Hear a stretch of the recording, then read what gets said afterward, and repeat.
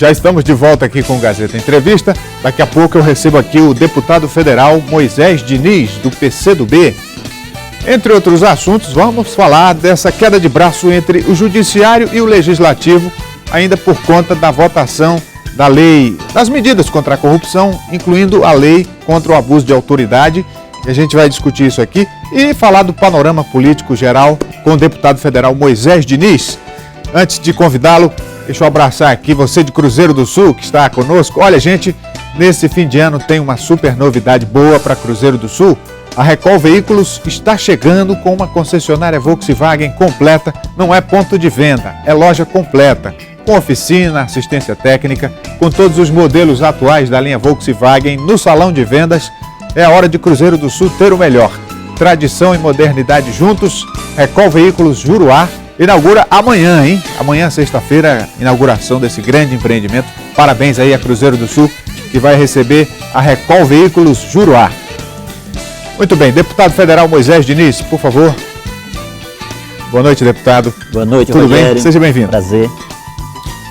Então, deputado, vamos retroceder alguns dias aqui até aquela fatídica votação das medidas contra a corrupção na Câmara, que adentrou pela noite. Durante a madrugada teve aquele episódio que acabou não sendo digerido pela sociedade por conta do modo como a Câmara atuou. Quer dizer, o papel dela é votar, é aprovar, mas poderia ter sido feito às claras, com a sociedade discutindo. Qual a sua opinião sobre isso?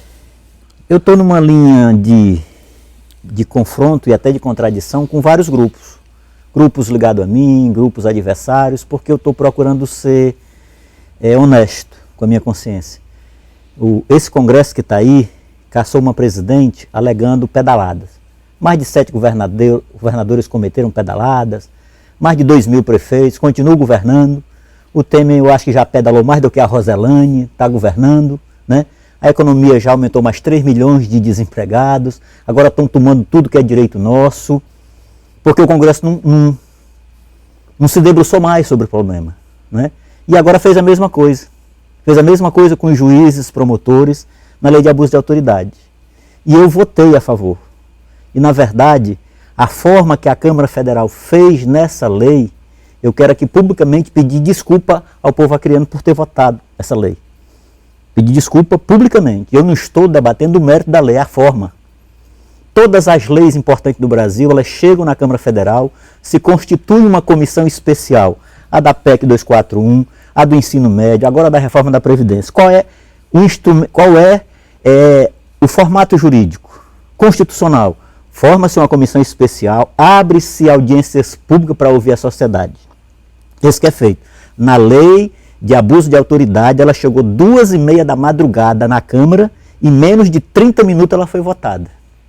7 deputados do Acre votaram a favor, porque os seus partidos não liberaram a bancada. O PRB do Alain, o PT do Léo do Angelim, o PMDB do Flaviano e da Jéssica e o PSB do César. Não liberaram os deputados para votar de acordo com a sua consciência. Foi voto decidido pela bancada. O PSDB liberou o deputado Rocha.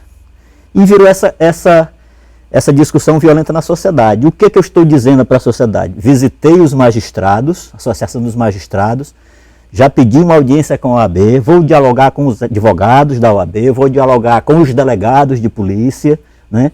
Porque o advogado, ele não é um agente público, mas ele tem função pública, ele participa do processo, que decide a vida de pessoas. Então, nós queremos discutir com eles também. Então, o que eu estou dizendo é que se essa lei que vai voltar para a Câmara, ela volta por 2 motivos, porque tem a nossa lei que foi para lá e tem a lei do Senado com o mesmo teor. Se o Senado aprovar a lei deles, ela vem para nós. Se eles aprovarem a nós com 1 de emenda, retorna. Então, necessariamente, a lei de abuso de autoridade vai voltar para a Câmara. Se ela voltar sem debate com a sociedade, amplo, ouvindo todo mundo, eu vou votar contra, não pelo mérito, mas pela forma o Senado truculenta que a Câmara se comportou. Já não adotou o regime de urgência, quer dizer, já teve uma posição mais parcimoniosa, enfim, provavelmente deve continuar. Criou uma comissão especial, tem a senadora Cátia Abreu, o senador Requião, são senadores respeitados no Brasil, tiveram uma audiência pública, ouviram o juiz Moro, ouviram o ministro Gilmar Mendes, vão ouvir mais personalidades. Esse é o caminho da democracia. A Câmara atropelou. E eu estou me rebelando contra isso. O senhor, então, concorda com a lei, mas discorda com a forma como ela foi votada. Então, o senhor é a favor de abuso de autoridade ser tipificado como crime? Da forma que está, eu não voto mais. Porque há juízes que, na sua grande maioria, são honestos, que estão apreensivos, que argumentam que essa lei pode inibi-los no combate ao crime. Mas, deputado, então, não é o próprio judiciário que vai julgar com base nessa lei? Porque, eu sempre pergunto isso, por que há um temor generalizado no judiciário, no Ministério Público, se são eles que vão julgar? Isso é relativo, porque agora mesmo o judiciário, a Suprema Corte do Brasil, que não permitiu que o ex-presidente Lula, que tem 3 processos criminais na primeira instância, nenhum foi acolhido ainda, Lula ainda não é réu. O STF não permitiu que Lula fosse ministro, um cargo que é subalterno, quem decide é o presidente. E ontem eles permitiram que um senador da República que comanda o segundo poder do país, que muda tudo se quiser, é o presidente do Congresso, tem 12 processos no STF e um já foi acolhido, ele já é réu. Então, e permitiu que esse senador continuasse no STF. O judiciário não confia mais no judiciário. É o que a gente lê, né? O que eu observo é que as pessoas na rua estão muito apreensivas com essa parte alta da justiça. A parte mais próxima, que é a primeira instância, né, é a parte que está mais com condição de fazer justiça. Eu tenho ouvido juízes, tem um juiz que vem de sentença e muitas vezes recebe uma aposentadoria compulsória como pena. Mas tem milhares e milhares de juízes, de promotores nesse país que são honestos, que dedicam a sua vida a isso. Isso é verdade. Eles estão apreensivos. Não se pode generalizar. Eles estão apreensivos. Eles precisam ser ouvidos. Esses juízes, esses promotores não foram ouvidos na lei de abuso de autoridade. A minha posição é irreversível e eu não abro mão dessa posição, mesmo sendo um deputado suplente. Eu só votarei nessa lei novamente se a sociedade for ouvida, especialmente os principais interessados, juízes, promotores, procuradores, advogados. O diálogo sempre é o melhor caminho da democracia, né, deputado? Agora eu quero entrar no outro tema polêmico, reforma da Previdência. Como é que o senhor vê o que está colocado aí? Você imagine um cidadão, eu estou olhando para Brasília e com muita sinceridade, eu não estou mais tendo nenhuma animação em ser deputado federal. Porque aquilo está virando um espaço de destruição das coisas boas que o Brasil construiu. Aliás, na proposta que chegou e a comissão já recebeu, ela vai tirar direitos que nem a ditadura teve coragem de tirar. Trabalhadores rurais que trabalham, às vezes, o verão todo para produzir ali 30, 40 paneiros de farinha, para produzir um pouco de arroz, que consegue ali sobreviver. Ele só será aposentado se ele contribui mensalmente. Ele não tem recurso mensal. Ele vive da safra. Uma vez por ano, algumas 2 vezes por ano, ele não tem um recurso mensal, ele não tem um vencimento mensal. Mas, deputado, será que o governo não propôs isso assim, dessa forma, para negociar e aí amenizar um pouco? O que eu estou percebendo é de que há uma revolta dos deputados. Talvez a gente consiga colocar a casa no outro patamar, né? Porque o que aconteceu nessa situação da segunda-feira à noite, da terça-feira à noite, foi deprimente. A Câmara Federal, Rogério, aprovou uma das legislações mais avançadas do mundo contra a corrupção. Criminalizamos o Caixa 2, transformamos corrupção em crime hediondo. Isso não tem no mundo todo. Isso conta nos dedos os países que têm essa legislação. Mas para a sociedade brasileira, nós aprovamos uma lei para calar os juízes que estão combatendo a corrupção. Agora, deputado, então acho que é a hora da Câmara se levantar de fato em defesa dos trabalhadores. Eu quero abordar um ponto aqui que o senhor conhece bem, porque utiliza a ferramenta, as redes sociais. Tem muita gente que usa de forma proposital as redes sociais para enganar a população, para disseminar contra-informação, e a população precisa ficar atenta a isso, né? Vou te dar um exemplo. Nós, professores, eu vou focar. Ontem, quando eu saí de Brasília, às 11h30 da noite, ainda não estava resolvido que policiais, militares estaduais e bombeiros estavam na reforma da Previdência, tinha ficado só os militares, no caso, Exército, Marinha e Aeronáutica.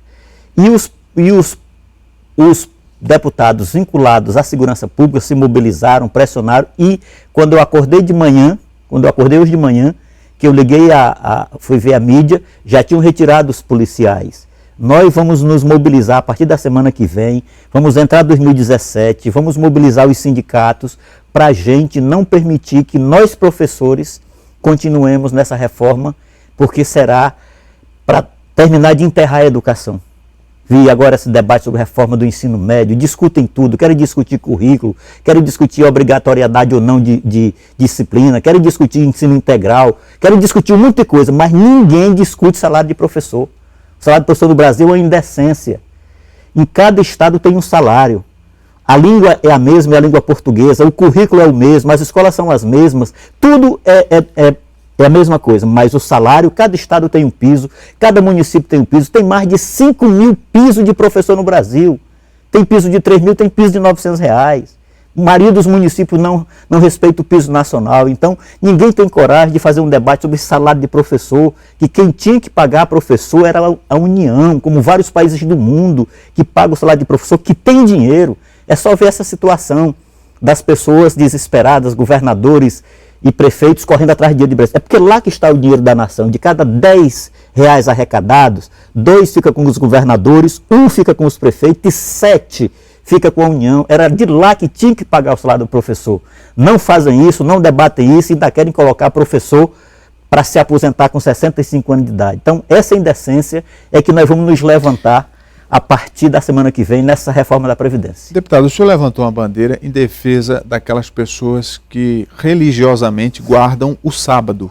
E tem a questão dos jovens que fazem o Enem, por exemplo, que é um concurso realizado no sábado, as provas de sábado e domingo, e esses jovens religiosamente guardam o sábado, ficam prejudicados, né? E tem outras questões também envolvendo isso.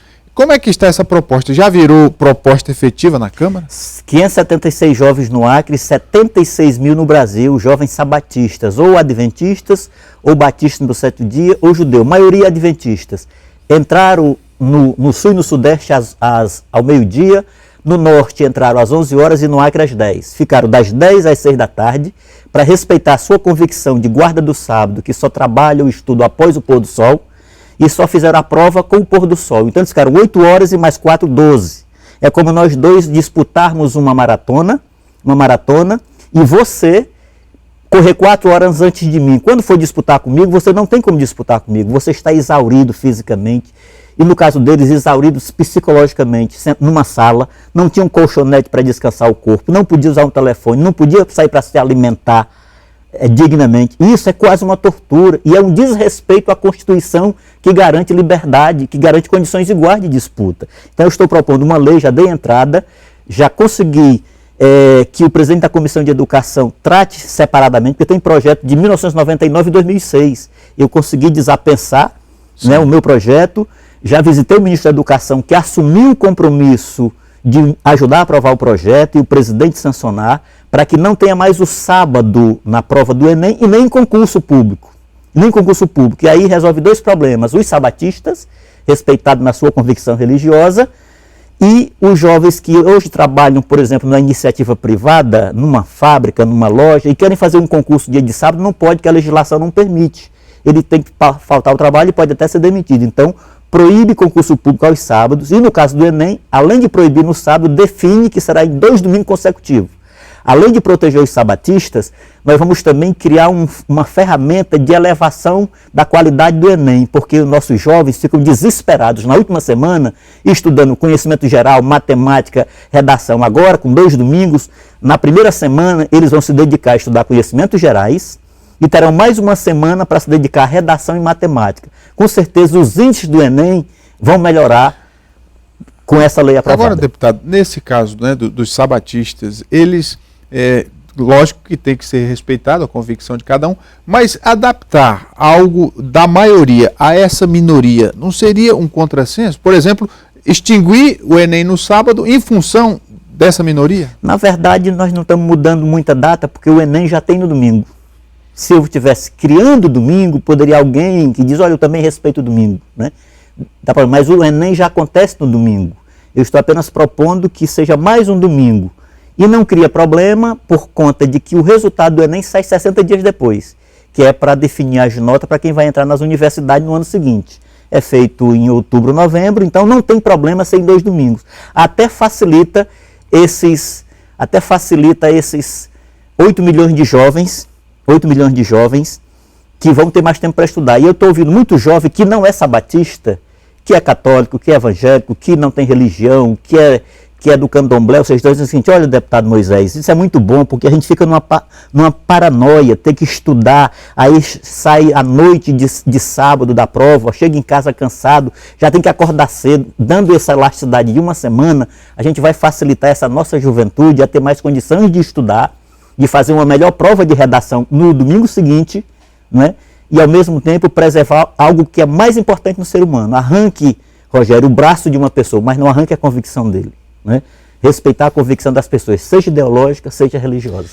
Muito bem, conversei aqui com o deputado federal Moisés Diniz, do PCdoB. Muito obrigado, deputado. Muito obrigado, Rogério. Vamos fazer o intervalo. Gazeta Entrevista volta em instantes. Até já.